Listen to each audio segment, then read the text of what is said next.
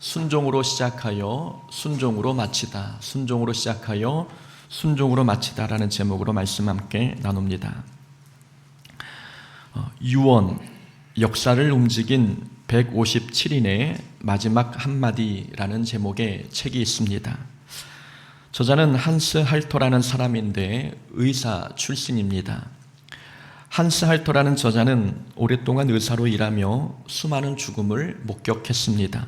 그러던 중 사람들이 임종 직전에 남긴 말들을 관찰하기 시작했는데, 처음에는 평범한 사람들이 남긴 말을 관찰하다가 점차 역사 속 유명인들의 마지막 말들을 모으기 시작했습니다.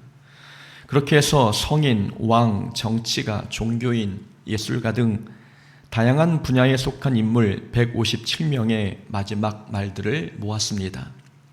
그렇게 다양한 사람들의 마지막 말을 분석한 후 저자가 이렇게 이야기합니다. 최후의 한마디는 그 사람의 지나온 삶의 요약이다.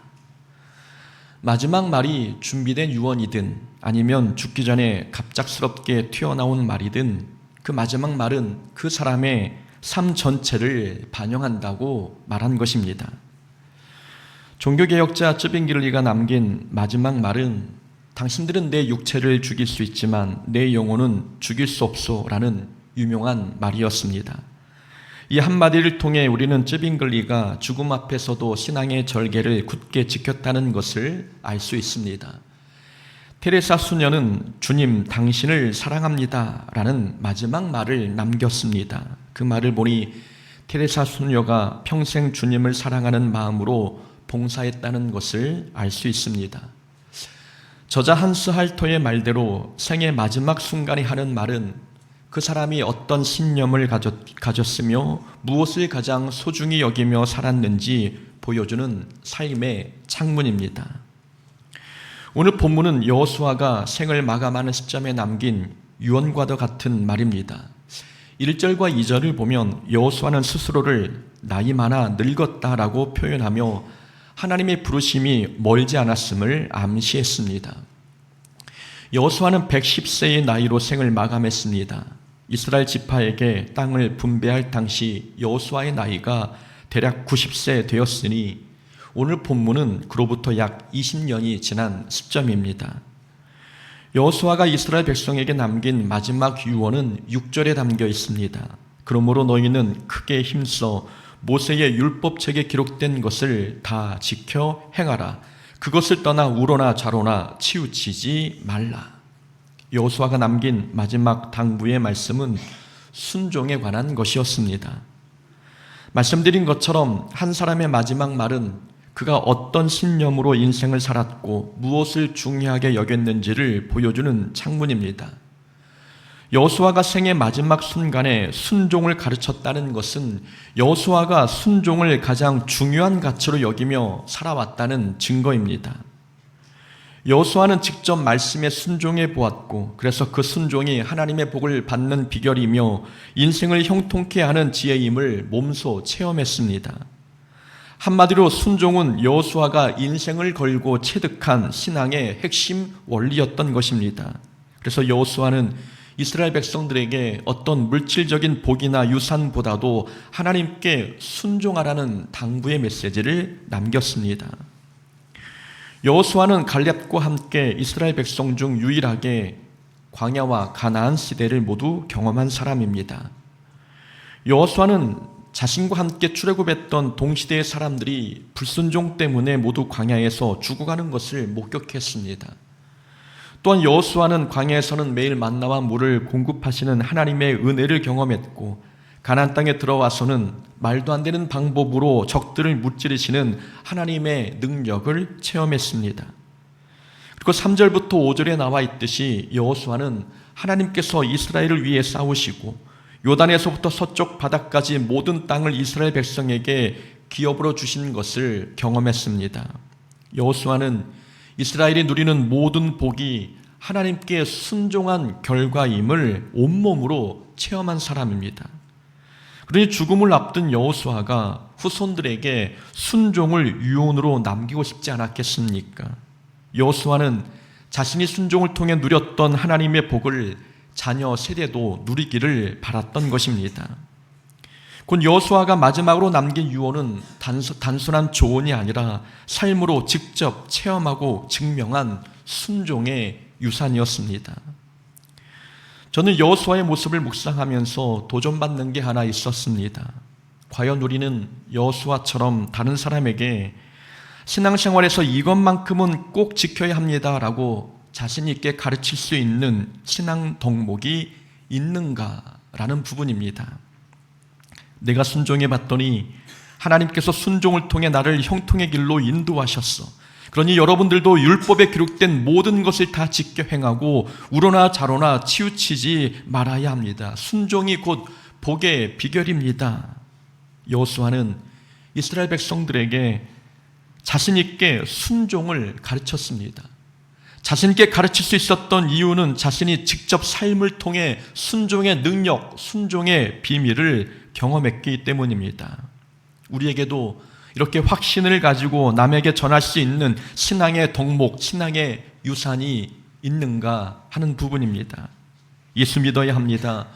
교회 나와야 합니다. 이런 일반적이고 형식적인 말 말고 우리가 직접 살아내고 체험하고 증명한 영적인 진리, 그것이 순종이든 충성이든 아니면 주일 성수든 헌금 생활이든 간에 삶의 경험을 통해 얻어낸 영적 교훈과 신앙의 확신이 있는가라는 것을 묻고 있는 것입니다. 경험을 통해 얻은 영적 교훈이 중요한 이유는 그래야 자신 있고 확신 있게 가르칠 수 있기 때문입니다. 사람은 경험하지 않은 것은 자신 있게 가르치지 못합니다. 한 번도 순종의 위력을 경험해 보지 못한 사람은 순종을 자신 있게 가르치지 못합니다. 순종을 통해 놀라운 결과를 경험한 적이 없는 사람이 여리고성을 만났을 때 하루에 한 바퀴씩 돌라고 명령할 수 있겠습니까? 본인부터 이게 순종만으로 될까 의심할 텐데 어찌 다른 사람에게 순종을 가르칠 수 있겠습니까? 다윗이 골리앗과 싸우겠다고 할 때 사울 왕은 다윗에게 자신의 갑옷을 입혀 주었습니다. 사울은 전쟁터에서 믿음의 위력을 경험해 본 적이 없는 사람이었습니다. 믿음으로 이겨본 적이 없는 사람이 하나님께서 함께 하시면 물맷돌로도 능히 이길 수 있어라고 믿음을 가르칠 수 있겠습니까? 믿음 대신 갑옷이나 칼 같은 조건을 붙들려고 하지 않겠습니까? 그러나 다윗은 달랐습니다. 다윗은 아들 솔로몬에게 이렇게 가르쳤습니다. 내 아들 솔로몬아, 너는 내 아버지 하나님을 알고 전심과 기쁨으로 섬길지어다. 내가 그를 찾으면 만날 것이요 버리면 그가 너를 영원히 버리시리라. 다윗은 하나님을 전심으로 기쁨으로 섬기라고 가르쳤습니다. 그리고 우리가 하나님을 찾으면 하나님께서 우리를 만나주시지만 우리가 하나님을 버리면 하나님도 우리를 버리신다고 가르쳤습니다. 다윗이 이런 가르침을 아들에게 자신 있게 가르칠 수 있었던 이유는 본인이 직접 경험하고 체험한 교훈이었기 때문입니다. 다윗은 골리앗과 싸워 이겨도 보고 왕이 되어 나라를 통치해 보았으며 그리고 도망자가 되어 광야를 떠돌아 다녀보기도 했습니다. 그 모든 과정을 겪은 결과 다윗은 자신이 하나님을 찾으면 하나님께서 자신을 만나주심을 경험했습니다. 삶의 환경이 어떠하든 하나님을 전심으로 기쁨으로 섬기면 삶이 형통해진다는 것도 체험했습니다. 그러니 다윗은 아들에게 자신 있게 가르칠 수 있었습니다. 하나님을 기쁘게 섬겨라, 하나님을 전심으로 찾으라 라는 것을 본인이 직접 경험했기에 자신 있게 가르칠 수 있었습니다. 자신이 경험한 신앙은 자신 있게 가르치지만 경험하지 못한 신앙은 가르치지 못합니다. 자녀에게 기도를 가르치지 못하고 있습니까? 혹시 부모가 위기 때 기도해 본 적이 없기 때문은 아닐까요? 자녀에게 시험 기간 때 교회 가라고 강하게 말하지 못하고 있습니까? 부모도 예배를 우선순위에 둔 적이 없기 때문은 아니겠습니까? 다른 사람이 힘들어할 때 믿음을 붙들고 하나님을 의지하라고 자신 있게 말하지 못하고 있다면 자기 자신도 위기 속에서 믿음의 위력을 경험해 본 적이 없기 때문은 아닐까요? 내가 이렇게 살아보니 하나님께서 이렇게 역사하시더라. 내가 이 말씀을 지켰더니 이런 은혜를 받았고 그래서 너희도 이 길을 꼭 걸어가면 좋겠어 이렇게 자신 있게 가르칠 수 있는 사람은 자신이 직접 삶으로 경험하고 살아낸 사람만이 할 수 있는 가르침입니다. 여호수아는 순종을 통해 체험하고 기도를 통해 응답을 경험하며 믿음을 통해 고난을 이겨냈기에 다른 사람에게 자신이 경험한 신앙의 유산을 자신 있게 가르칠 수 있었습니다. 우리도 누군가에게 이 길은 내가 직접 걸어가 봐서 알아, 말씀에 순종하면 하나님이 반드시 역사하셔라고 담대히 전할 수 있는 신앙의 유산을 남겨야 하지 않겠습니까? 여호수아는 6절에서 하나님의 말씀을 다 지켜 행하고 우로나 좌로나 치우치지 말라고 가르쳤습니다. 그런데 우리가 알고 있듯이 이 말씀은 여호수아 1장에서 하나님께서 여호수아에게 주신 말씀입니다. 즉 순종은 여호수아가 사역을 시작할 때와 마칠 때 동일하게 언급되고 있습니다. 한마디로 여호수아의 인생은 순종으로 시작하여 순종으로 마무리되는 삶이었습니다. 우리는 신앙생활은 순종으로 시작하여 순종으로 마쳐야 한다는 것을 오늘 본문을 통해 깨닫게 됩니다. 순종으로 시작하여 순종으로 마쳐야 한다는 이 말씀은 순종은 신앙생활을 막 시작하는 초기 단계부터 지켜야 한다는 뜻입니다. 많은 사람들이 순종을 신앙이 깊고 성숙한 사람들만 감당하는 고차원적인 행동으로 오해하지만 그렇지 않습니다. 순종은 신앙의 첫걸음을 내딛는 순간부터 지켜야 하는 신앙의 기본입니다. 여호수아가 하나님의 일꾼으로 부름받았을 때 하나님은 여호수아에게 순종을 먼저 요구하셨습니다. 모든 율법을 다 지켜 행하고 우로나 좌로나 치우치지 말라. 오늘 본문의 말씀이 여호수아 1장에도 나오는 말씀입니다. 이 순종을 요구하는 하나님의 말씀은 여호수아가 사역을 시작하는 초기에 받은 말씀입니다. 하나님은 여호수아가 모든 사역을 다 완수하고 신앙이 성숙해진 인생 말년에 순종을 요구하신 게 아니었습니다. 모세도 호렙산에서 하나님께 부름을 받았을 때 가장 먼저 받은 명령은 내 신발을 벗으라는 순종의 요구였습니다. 사역을 시작하는 첫 단계부터 순종하라고 말씀하신 것입니다. 이스라엘 백성이 홍해를 건너 광야에 들어섰을 때에 제일 먼저 순종을 요구받았습니다. 너희가 너희 하나님 나 여호와의 말을 들어 순종하고 내가 보기에 의를 행하며 내 계명에 귀를 기울이며 내 모든 규례를 지키면 내가 애굽 사람에게 내린 모든 질병 중 너희에게 내리지 아니하리니. 말씀에 순종하면 애굽 사람들에게 내린 질병 중 어떤 것도 내리지 않겠다고 약속해 주신 말씀입니다. 하나님은 광야 생활을 시작하는 초기 단계에 이스라엘 백성들에게 순종을 요구하셨습니다. 가나안 땅에 들어갔을 때도 마찬가지였습니다. 요단강이 갈라지기 전에 먼저 제사장들이 발을 내디뎌야 했습니다. 새로운 삶이 시작되는 순간 가장 먼저 요구되는 것은 순종이었습니다. 가나안 정복 전쟁이 시작되었을 때 첫 전투, 여리고 전투는 순종의 전술로 싸워야 하는 전쟁이었습니다. 가나안 정복 전쟁의 초기에도 하나님은 이스라엘 백성에게 순종을 요구하셨습니다. 이렇게 하나님께서는 누군가가 하나님의 일을 시작하려고 할 때, 누군가를 하나님의 일꾼으로 부르실 때에 가장 먼저 순종부터 요구하셨습니다. 순종은 신앙이 깊어진 후에 지켜야 하는 고차원적인 덕목이 아니라 신앙생활을 시작하는 단계에서부터 시작해야 하는 신앙의 기본인 것입니다. 그러니 우리는 순종을 뒤로 미루지 말아야 합니다. 아직 평신도라서, 아직 믿음이 약해서 신앙생활을 시작한 지 얼마 되지 않아서 나중에 순종하겠습니다 라고 말하지 말아야 합니다.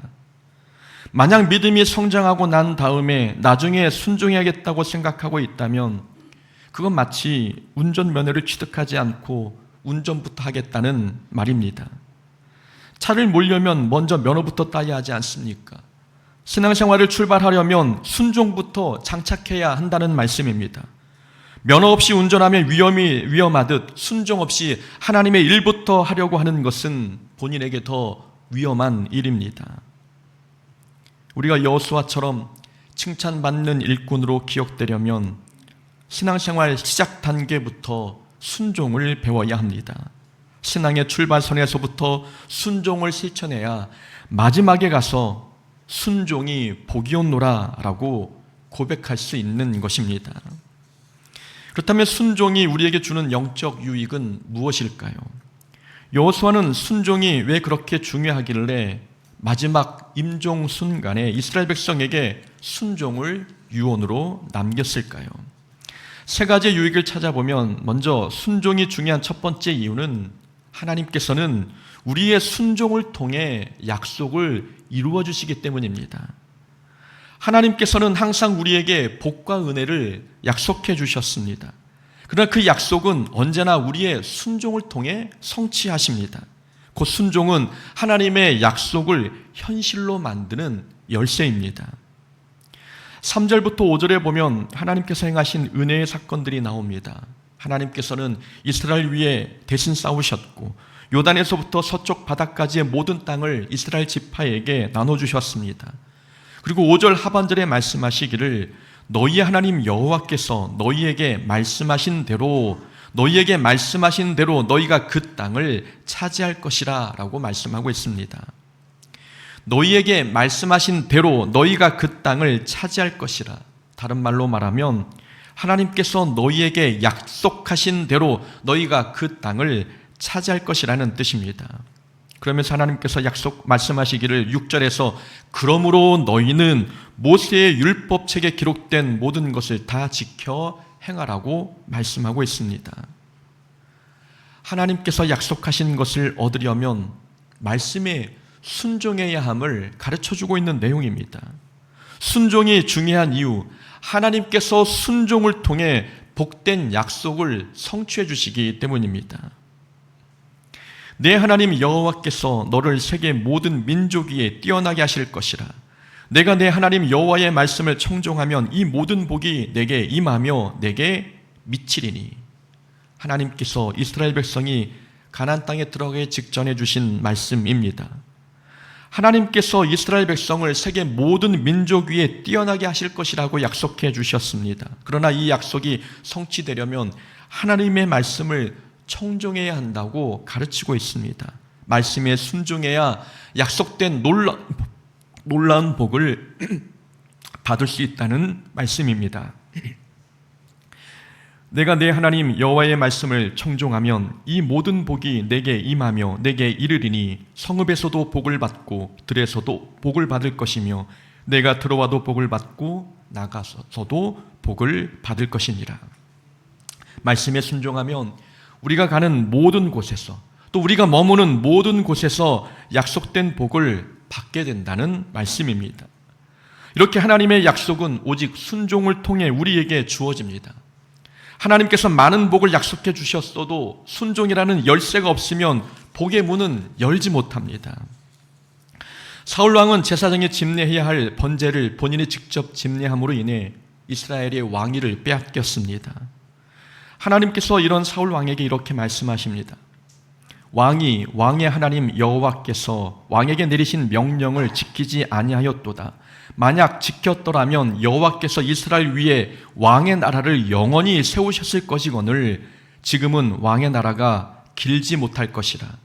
여호와께서 왕에게 명령하신 바를 왕이 지키지 아니하였으므로 여호와께서 그의 마음에 맞는 사람을 구하여 여호와께서 그를 그의 백성의 지도자로 삼으셨느니라. 사무엘 선지자가 하나님의 말씀을 사울 왕에게 전한 내용입니다.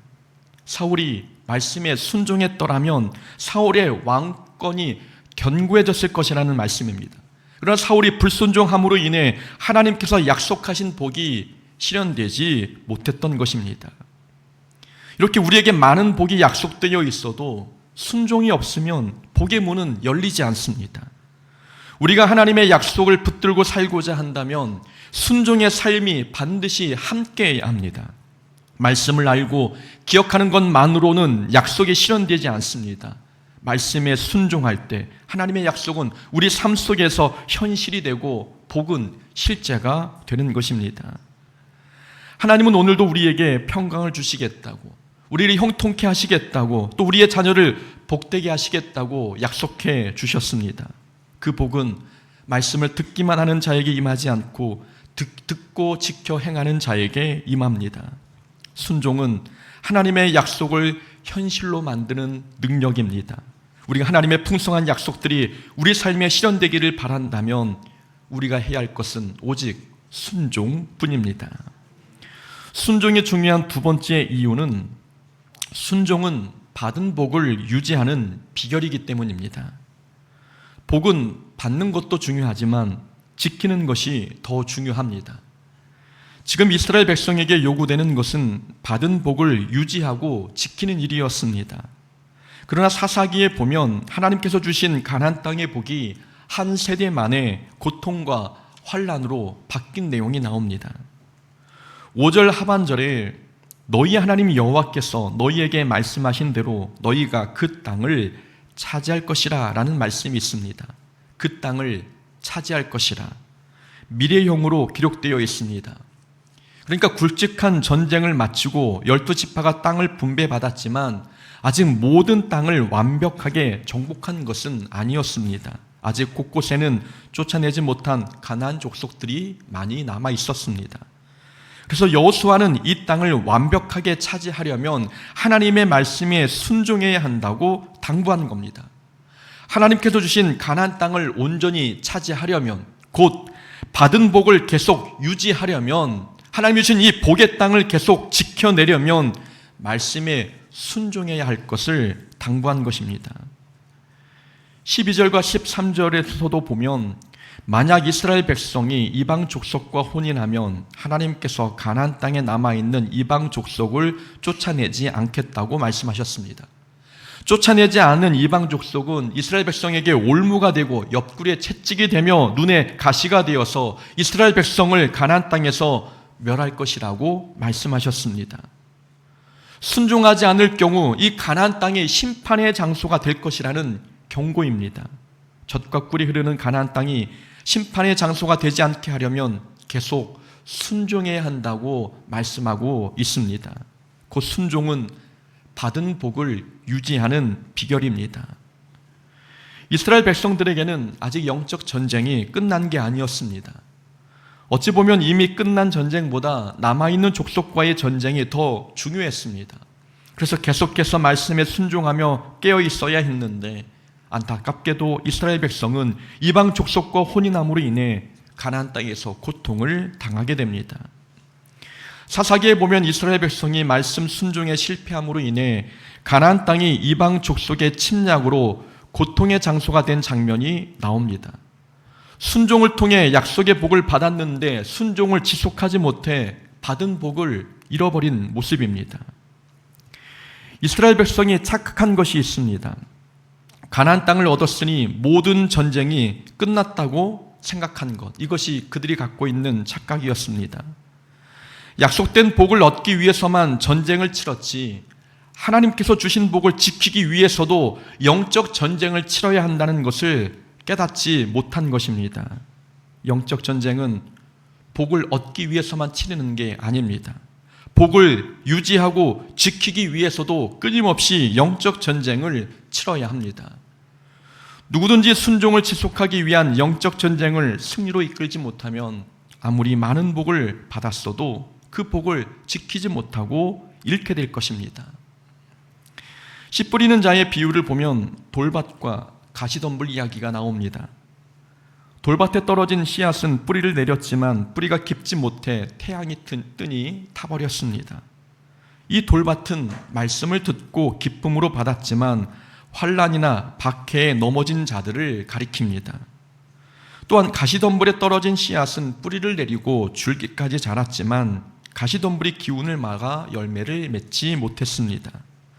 이것은 말씀을 듣고 신앙이 어느 정도 자랐으나 세상의 염려와 물질의 유혹 때문에 열매를 맺지 못한 자들을 의미합니다. 사탄은 길가에만 나타나서 유혹한 게 아니었습니다. 돌밭과 가시덤불에도 사탄의 공격은 존재했습니다. 말씀을 기쁨으로 받았다고 해서 안전한 게 아니라는 말씀입니다. 신앙이 어느 정도 성장했다고 해서 영적 전쟁이 완전히 끝난 것도 아니라는 말씀입니다. 우리가 사탄의 방해를 뚫고 말씀을 기쁨으로 받았어도 그 기쁨을 계속 지키고 유지하기 위해서는 믿음의 싸움을 계속 싸워야 합니다. 사탄은 우리가 기쁨으로 말씀을 받았다고 해서 졌구나 라고 포기하는 존재가 아닙니다. 사탄은 우리가 받은 은혜, 우리가 받은 기쁨, 우리가 받은 영적인 복을 유지하지 못하도록 쉬지 않고 공격합니다. 그러니 은혜 받았다고 거기에 안주하지 말아야 합니다. 은혜 받았으면 받은 은혜를 계속 유지하기 위해 순종하고 또 순종해야 합니다. 우리가 순종을 유지하기 위한 영적 전쟁에서 패배한다면 우리는 받은 은혜, 받은 복을 유지하지 못하고 잃어버리게 됩니다. 받은 복과 은혜도 중요하지만 유지하는 것은 더 중요합니다. 하나님께 받은 복과 은혜를 주님 오시는 그 날까지 지켜내고 유지하려면 우리는 주님 오시는 날까지 순종의 전쟁을 끝까지 승리로 이끌어야 합니다.